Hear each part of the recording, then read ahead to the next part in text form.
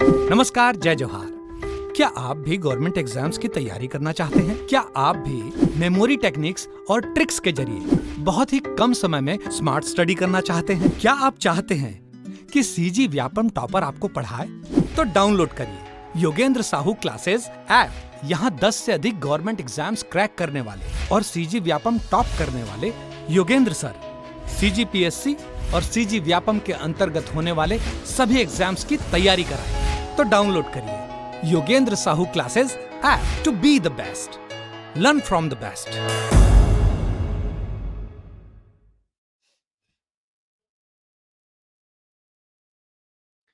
स्वागत है आपका योगेंद्र साहू ऑनलाइन क्लासेस में।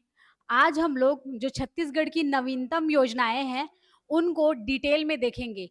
इसके पहले ही एक वीडियो आया था, एक लेक्चर आया था जिसमें छत्तीसगढ़ की नवीनतम योजनाएं, जिसमें टॉप 25 एमसीक्यू था।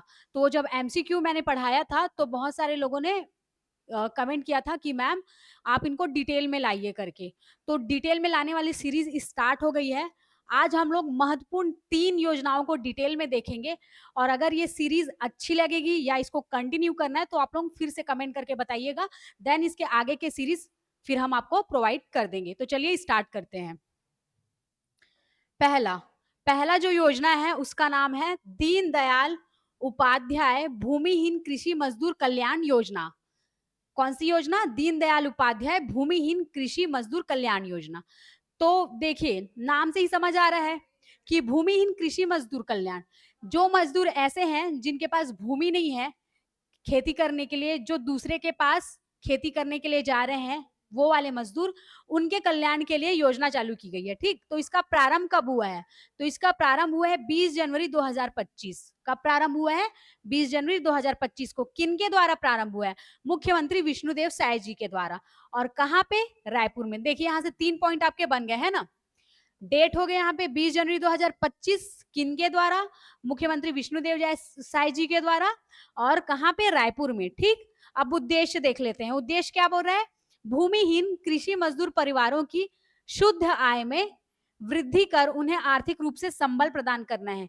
जो भी भूमिहीन कृषि मजदूर है, जो दूसरे के यहाँ जाके खेतों में काम करते हैं, छत्तीसगढ़ के परिप्रेक्ष्य में अगर हम इसको देखते हैं तो रेगा नाम की एक प्रणाली होती है कि लोग दूसरे के जमीन को लेके उसमें खेती करते हैं और उसके उसके फलस्वरूप उनको क्या देते हैं? अगर वो जो अनाज हुआ है उसका कुछ भाग या फिर पैसा देते हैं। तो कृषिहीन उन कृषि मजदूर भूमिहीन कृषि मजदूर परिवार के लिए लेके आए हैं ये योजना। उनको आर्थिक रूप से संबल करने के लिए उनको प्रति वर्ष कितने रुपए प्रोवाइड करते हैं, ये सब भी इस योजना के अंदर हम लोग देखेंगे। तो पात्रता, अब पात्रता देख लेते हैं। अब पात्रता क्या हो जाएगी? तो देखिए, इसमें बोल रहा है इस योजना के अंतर्गत निम्नलिखित वर्गों को शामिल किया गया है। अब कौन कौन से लोग इसकी पात्रता रखते हैं, कौन से वर्ग को शामिल किया गया, उनको देख लेते हैं। तो पहला बोल रहा है भूमिहीन कृषि मजदूर, जिनके पास खेती करने के लिए जमीन नहीं है, दूसरे किसान के यहाँ वो लोग काम करते हैं, उनकी भूमि हो, उनको वनोपज संग्राहक भूमिहीन परिवार, जो ऐसे परिवार हैं जो वनोपज संग्राहक करते हैं, जैसे तेंदुपत्ता हो गया, है ना। और एक चीज ध्यान रखिएगा, तेंदुपत्ता जो है उसकी भी बिक्री स्टार्ट हो गई है और उसको भी उसका इस बार का बोरा, मानक बोरा, प्रति मानक बोरा कितना है? 5,500 रुपए है मानक बोरा। एक मानक बोरा में कितने बंडल होते हैं? 1,000 बंडल होते हैं। एक बोरे में कितना? 1,000 बंडल होता है। और एक एक बंडल में कितने पत्ते रहते हैं? 50 पत्ते। कितने पत्ते रहते हैं? 50 पत्ते, है ना। 1,000 का पूरा बंडल बनता है एक मानक बोरा में और उसमें 50 का पत्ता रहता है एक एक बंडल में। ठीक, तो अभी उसका रेट कितना कर दिए हैं? 5,500 रुपए कर दिए, तो इसको भी नोट डाउन कर लीजिएगा। तो इनके लिए भी है ये योजना के अंतर्गत, ये भी वर्ग शामिल है जो वनोपज संग्रह करते हैं, भूमिहीन परिवार, इनके पास भूमि नहीं है ना। ये पॉइंट याद रखिएगा, भूमिहीन परिवार, क्योंकि योजना में ही शामिल था। अब नेक्स्ट, चरवाहा बढ़ई, लोहार, मोची, नाई धोबी आदि और पौनी पसारी व्यवस्था से संबंधित भूमिहीन परिवार। बाजार में देखते हैं हम लोग कि जो लोग सब्जी का दुकान लगाते हैं, है ना, तो वो सब पौनी पसारी व्यवस्था से संबंधित लोग, भूमिहीन परिवार भी इसमें शामिल होंगे। चौथा, अनुसूचित क्षेत्रों में आदिवासियों के देव स्थल में पूजा करने वाले पुजारी, जैसे बैगा, गुनिया, मांझी, है ना परिवार। कौन कौन से? बैगा, गुनिया, मांझी परिवार, जो लोग क्या करते हैं देव स्थल में पूजा करते हैं, उनको भी इनमें शामिल किया गया है। ठीक, अब उसके बाद विशेष क्या है? प्रत्येक परिवार को, ये आईएमपी है ना, इसको नोट डाउन कर लीजिएगा। जो आईएमपी पॉइंट्स रहेंगे जिनको पूछा जा सकता है वो आईएमपी विशेष में, प्रत्येक पात्र परिवार को कितना प्रतिवर्ष 10,000 रुपए की आर्थिक सहायता की जाएगी। ठीक, जिसमें कौन कौन आ गए? भूमिहीन कृषि मजदूर तो आ ही गए, है ना, और कौन आ गए? दूसरे वनोपज संग्रह करते हैं, जैसे तेंदुपत्ता ये सब बिनते हैं, वो लोग आ गए। और चरवाहा, बढ़ई, लोहार, मोची, नाई, धोबी और पौनी पसारी में जो लोग सब्जी का दुकान लगाते हैं ना, वो परिवार भूमिहीन परिवार आ गए। और जो झाड़ फूक करते हैं मतलब जहाँ पे मंदिरों में, जैसे पुजारी हो गया, बैगा, गुनिया, मांझी, है ना, ये सारे लोग, इनको कितना मिलेगा प्रतिवर्ष? 10,000 रुपए की आर्थिक सहायता। कितनी? 10,000 की आर्थिक सहायता। आईएमपी पॉइंट है, नोट कर लीजिएगा। अब यहाँ पे हमारा जो ये वाला योजना था पंडित दीनदयाल उपाध्याय, जानने लायक, वो सब हम लोग देख लिए। क्या क्या देखिए? प्रारंभ कहाँ पे हुआ, किनके द्वारा हुआ, कौन से स्थान में हुआ, कितने वर्ग के लोग आते हैं, है ना, और क्या लाभ मिलता है? 10,000 रुपए प्रतिवर्ष, है ना, उसको हम लोग डिटेल में देख लिए। अब चलते हैं हम लोग दूसरे योजना में। ठीक, दूसरे योजना में, तो दूसरे योजना का क्या नाम है? छत्तीसगढ़ समावेशी आजीविका योजना, CGSAY, है ना। क्या है? छत्तीसगढ़ समावेशी आजीविका योजना। ये अभी 16 अप्रैल के दिन आया है। प्रारंभ कब हुआ है? 16 अप्रैल 2025 को। ठीक, और किनके द्वारा किया गया है? स्मृति शरण कौन है? संयुक्त सचिव भारत सरकार, एवं श्री भीम सिंह सचिव छत्तीसगढ़ पंचायत एवं ग्रामीण विकास द्वारा। किनके द्वारा? संयुक्त सचिव भारत सरकार एवं श्री भीम सिंह सचिव छत्तीसगढ़ पंचायत एवं ग्रामीण विकास द्वारा। ठीक, स्थान कहाँ पे किया गया है? नवा रायपुर में किया गया है। इसके पहले दीनदयाल देखिए वो कहाँ किया गया था? वो भी रायपुर में किया गया था। ठीक, अब उसके बाद उद्देश्य, अति गरीब परिवारों को स्थायी आजीविका, जो बहुत ही ज्यादा गरीब है ना, अति गरीब परिवारों को स्थायी आजीविका, पॉइंट नोटेट करते जाइए, स्थायी आजीविका, प्रशिक्षण और सहकारी सहयोग के माध्यम से। क्या क्या? स्थायी आजीविका और प्रशिक्षण और सहकारी सहयोग के माध्यम से आत्मनिर्भर बनाना है ना, सेल्फ डिपेंडेंट बनाना है उनको खुद से। ठीक, आत्मनिर्भर बनाना है। उसके बाद दूसरा पॉइंट, इससे न केवल उनकी आय में वृद्धि होगी बल्कि सामाजिक समावेशिता और आर्थिक सशक्तिकरण को भी बढ़ावा मिलेगा। उनको आय में तो वृद्धि होगी ही होगी, आर्थिक रूप से तो प्रबल होंगे और सामाजिक रूप से भी वो लोग क्या होंगे? प्रबल होंगे, सशक्त होंगे। ठीक, तो ये अभी नया आया है। कब आया है? 16 अप्रैल को। छत्तीसगढ़ समावेशी आजीविका योजना, छत्तीसगढ़ समावेशी आजीविका योजना। ठीक, अब पात्रता देख लेते हैं, पात्रता कौन कौन रखता है इस योजना के लिए। तो देखिए, योजना के पहले चरण में जशपुर और कबीरधाम, कौन कौन सा जिला? जशपुर और कबीरधाम, जशपुर और कबीरधाम जिलों के 5 विकास खंडों, कितने विकास खंडों? 5 विकास खंडों में कितना? 5,000 अति गरीब परिवार। कितने गरीब परिवार? 5,000 अति गरीब परिवार को चयनित किया गया है। इसकी पात्रता कौन रखेंगे? 5,000 अति गरीब परिवार को चयनित किया गया है। कौन से जिले के? जशपुर और कबीरधाम के 5 विकास खंडों, है ना, 5 विकास खंडों में अभी किया गया है। ठीक, ये बहुत नई योजना है ना। कब है? 16 अप्रैल, छत्तीसगढ़ समावेशी आजीविका योजना। तो पात्रता भी देख लिए, 2 जिले जशपुर और कबीरधाम, एकदम लेटेस्ट है। जशपुर और कबीरधाम जिले में 5 विकास खंड में कितने? 5,000 अति गरीब परिवार। ठीक, अब देखिए 5 विकास खंड के नाम कौन कौन से है। ठीक, तो अभी देखिए हम लोग जशपुर और कबीरधाम 2 जिलों के कितने? 5 विकास खंड। तो 5 विकास खंड कौन कौन से? मनोरा ये आ जाएगा आपका जशपुर में, पंडरिया ये आपका आ जाएगा कबीरधाम में, बगीचा आ जाएगा आपका जशपुर में, बोदला भी आ जाएगा आपका कबीरधाम में, और सहसपुर लोहारा भी आ जाएगा कबीरधाम में। जशपुर के 2 विकास खंड और वो क्या बोलते हैं कबीरधाम के 3 विकास खंड। ठीक, मनोरा जशपुर, पंडरिया कबीरधाम, बगीचा जशपुर, बोदला कबीरधाम और सहसपुर लोहारा। तो इतने विकास खंडों में लाया गया है। 2 जिले कौन कौन से? जशपुर और कबीरधाम। 2 जिले कौन कौन से? जशपुर और कबीरधाम। याद रखिएगा, ये इंपॉर्टेंट डाटा है। फिर उसके बाद नेक्स्ट देखते हैं, नेक्स्ट लाइन, इन परिवारों को अगले 3 वर्षों में, कितने वर्षों में? अगले 3 वर्षों में प्रशिक्षण, विशेष योजना और सरकारी सहयोग के माध्यम से। ये पॉइंट को ऊपर भी देखिए हम लोग, 3 वर्षों में क्या क्या करें? प्रशिक्षण देंगे, विशेष योजनाओं और सरकारी सहयोग के माध्यम से स्थायी आजीविका से जोड़ा जाएगा। एक उनको जीविका चलाने का माध्यम दिया जाएगा, अस्थायी आजीविका से जोड़ा जाएगा। अब आगे विशेष देखते हैं।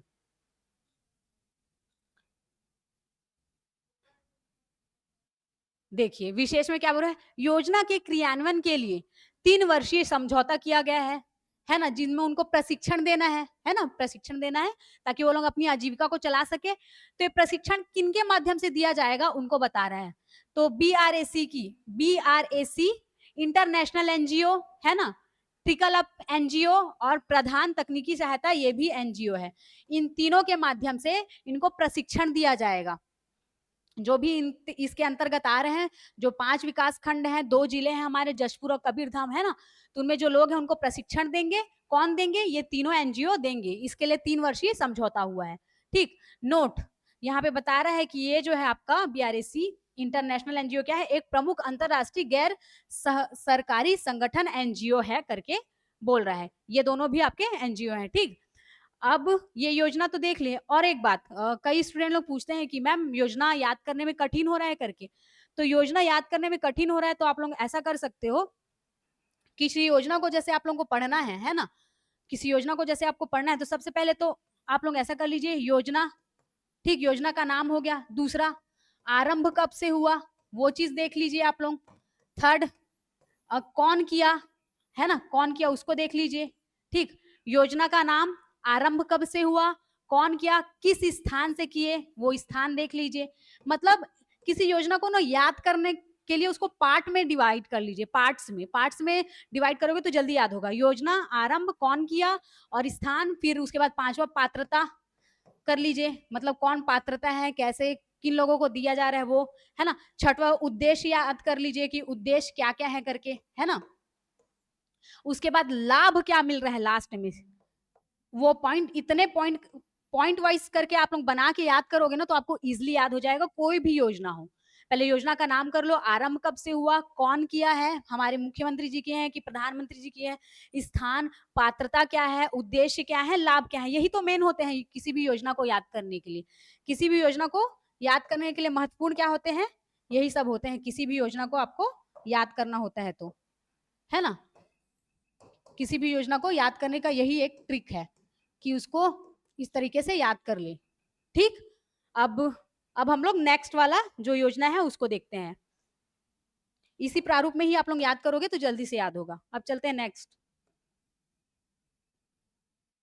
अब अगला थर्ड योजना में बोल रहा है, योजना का जो नाम है वो श्रमेव जयते मुख्यमंत्री निर्माण श्रमिक पेंशन सहायता योजना। ठीक है, जैसे सत्यमेव जयते होता है वैसे ही श्रमिकों लोगों के लिए श्रमेव जयते मुख्यमंत्री निर्माण श्रमिक पेंशन सहायता योजना लेके आए हैं। ठीक, कब से लेके आए हैं? 29 फरवरी 2024 से। कब से लेके आए हैं? 29 फरवरी 2024 से। अब देखिए, अब इसका उद्देश्य क्या है? इस योजना का उद्देश्य पंजीकृत निर्माण श्रमिकों को वृद्धावस्था में आर्थिक सहायता प्रदान करना है। आर्थिक सहायता प्रदान करना है। क्या करना है उनको? आर्थिक सहायता प्रदान करना है जिससे वे सम्मान पूर्वक जीवन यापन कर सके। मीन्स ये भी पेंशन के जैसा है। उनको पेंशन, मतलब कि जब वृद्धावस्था में हो जाएंगे तो उनको आर्थिक सहायता कैसे करेंगे? उनको पेंशन प्रोवाइड करके। जैसे हम लोग अटल पेंशन योजना वाला पढ़े थे ना, अटल पेंशन योजना वाला, जिसमें कि आपको मतलब वृद्धावस्था जब हो जाती है आपकी, वो वाला योजना आप लिए रहते हो तो आपको पेंशन मिलता है। अगर आप 1000 वाली स्कीम लिए हो या 2000 या 3000 या 4000 या 5000 हर मंथ पेंशन मिलने वाला है ना। तो वह उसी के जैसे ये श्रमिकों के लिए लाया गया है पेंशन, कि आप लोगों को पेंशन प्रोवाइड किया जाएगा अगर इसमें आप पंजीकृत हो तो। ठीक है, पंजीकृत निर्माण श्रमिकों को ही, ओनली किसको? पंजीकृत निर्माण श्रमिकों को ही। ठीक, अब पात्रता कौन रखेंगे? पात्रता छत्तीसगढ़ का मूल निवासी होना चाहिए, हमारे छत्तीसगढ़ के मूल निवासी होना चाहिए। निर्माण श्रमिक के रूप में कम से कम 10 वर्षों से पंजीकृत होना चाहिए। 10 वर्षों से पंजीकृत होना चाहिए। उनका जो श्रम वाला है निर्माण श्रमिक के रूप में, है ना, उसमें वो कितने वर्षों से? 10 वर्षों से पंजीकृत होना चाहिए। आवेदक की आयु 60 वर्ष या उससे अधिक होनी चाहिए। अब देखिए, सबसे पहला कंडीशन तो यह है कि निर्माण श्रमिक के रूप में उसका कितना? 10 वर्षों से पंजीकृत होना चाहिए और आवेदक की आयु 60 वर्ष या उससे अधिक होनी चाहिए। तो 60 वर्ष के बाद ही तो उसको पेंशन मिलना चालू होगा, है ना?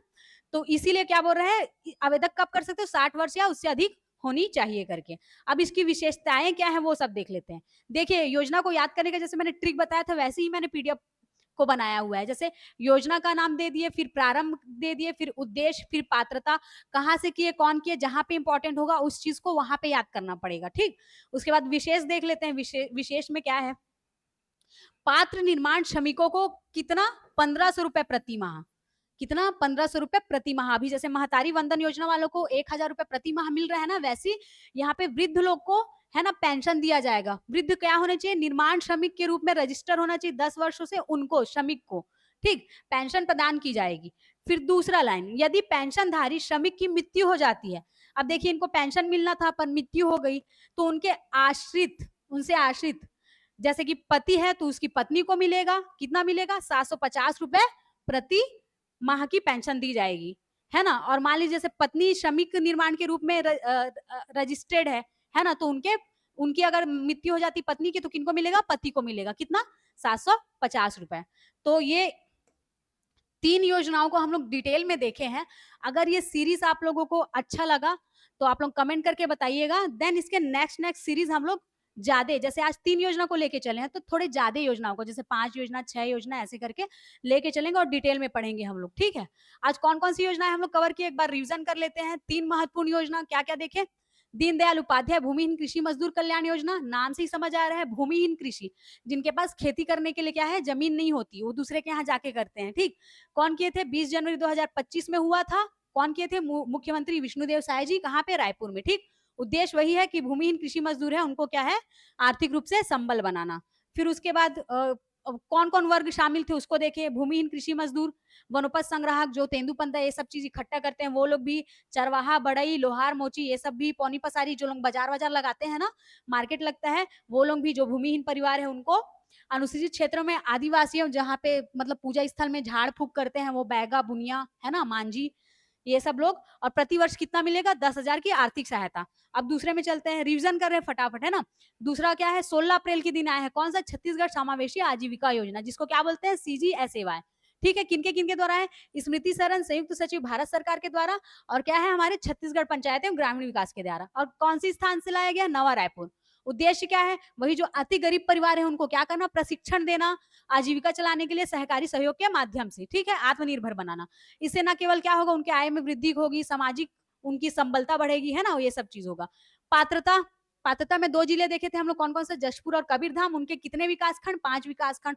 5 विकासखंड के नाम भी देखे थे हम लोग, मनोरा जो कि जशपुर था, पंडरिया कबीरधाम, बगीचा जशपुर, बोदला था हमारा कबीरधाम, सहसपुर लोहारा भी कबीरधाम, है ना।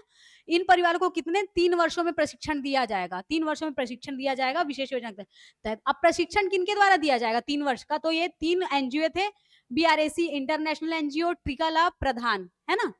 यहाँ पे बताया भी गया था कि ये प्रमुख अंतरराष्ट्रीय गैर सरकारी संगठन एनजीओ है करके। फिर उसके बाद श्रमेव जयते, जैसे सत्यमेव जयते होता है उसी के परपेक्ष श्रमेव जयते मुख्यमंत्री निर्माण श्रमिक पेंशन योजना, ठीक है, श्रमिकों के लिए। तो इसमें भी 29 फरवरी 2024 को हुआ था ये प्रारंभ। इस योजना का उद्देश्य यही है, पंजीकृत जो निर्माण श्रमिक को वृद्ध अवस्था में आर्थिक सहायता मिले। और पंजीकृत कितना होना चाहिए, लगभग 10 साल पंजीकृत होना चाहिए निर्माण श्रमिक के रूप में, और 60 वर्ष या उससे अधिक आयु होनी चाहिए। कितना मिलेगा उनको, 1500 रुपए प्रति माह पेंशन के रूप में देंगे। और अगर पेंशनधारी की मृत्यु हो जाती है, जैसे पति है तो पत्नी को मिलेगा कितना, 750 रुपए। और अगर पत्नी की मृत्यु हो जाती है, जो भी निर्माण श्रमिक है, तो उनके पत्नी की मृत्यु हो रही है तो पति को मिलेगा 750 रुपए, और पत्नी की मृत्यु हो रही है तो पति को, पति की मृत्यु हो रही है तो पत्नी को, ऐसा मिल जाएगा, ठीक। तो ये डिटेल में हम लोग देख लिए तीनों। और बाकी की महत्वपूर्ण योजनाएं ये आप लोगों के सपोर्ट के ऊपर रहेगा कि आगे की योजनाएं और डिटेल में आप लोगों को पढ़ाना है कि नहीं। आप लोग कमेंट करके इस सीरीज को अगर बताएंगे, अगर अच्छा लगा तो हम आगे की इसकी सीरीज लेके आएंगे। और हमारे यहाँ एडियो का टेस्ट सीरीज भी चल रहा है, जिसमें नए नए डाटा के अनुरूप अभी कैसे क्वेश्चन फ्रेम होंगे उसके अकॉर्डिंग टेस्ट सीरीज भी चल रहे हैं, जो मिनिमम कॉस्ट में है। 99 कोर्सेज भी अवेलेबल है। आप लोगों को लगता है हमारे संस्थान में जो भी पढ़ाया जा रहा है आप लोगों के लिए उपयोगी है, तो आप लोग जरूर ज्वाइन करके देख सकते हैं।